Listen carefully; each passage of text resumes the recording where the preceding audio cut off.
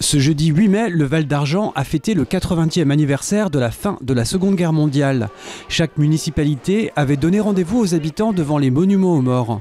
À Sainte-Croix-Mine, des membres du Conseil municipal des enfants ont lu le message officiel du ministre des Armées et de la ministre de la Mémoire et des Anciens combattants. Le 8 mai 1945, quand la nouvelle de la victoire parvint à Paris, le général de Gaulle, qui incarnait la voix de la France libre et combattante, adressa ces mots à la nation.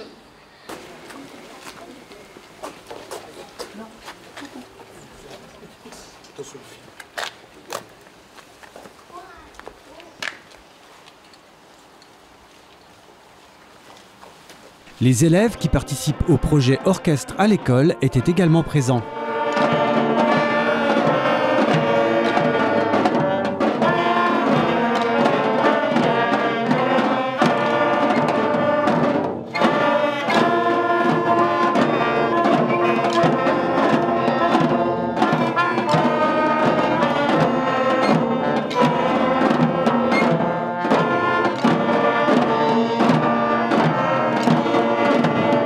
Vers 11 h, une cérémonie intercommunale a eu lieu à Lièvre.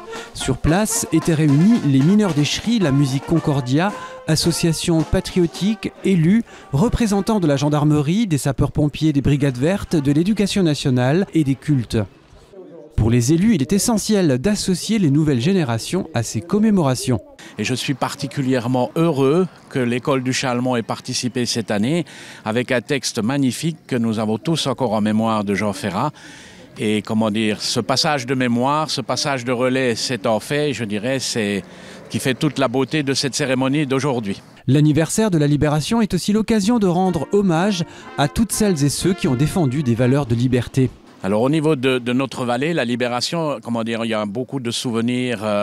On avait un camp de déportés qui a travaillé pendant une bonne partie de la guerre au tunnel de Sainte-Marie-aux-Mines. Beaucoup de Sainte-Mariens se souviennent de ces gens malheureux qui traversaient la ville. Il est important, comment dire, de défendre nos valeurs de liberté, de respect humain. Et il est aussi important de venir témoigner notre remerciement à ceux qui nous ont précédés et qui ont combattu pour la liberté. Un devoir de mémoire plus que nécessaire à l'époque actuelle. Oui, il est important de se rappeler le sacrifice de ces millions de personnes pour qu'aujourd'hui nous puissions vivre en liberté, d'autant plus que lorsqu'on voit l'actualité aujourd'hui, comment dire, on a l'impression que les hommes ont la mémoire courte. En fin de cérémonie, toutes les personnes présentes ont été invitées au verre de l'amitié.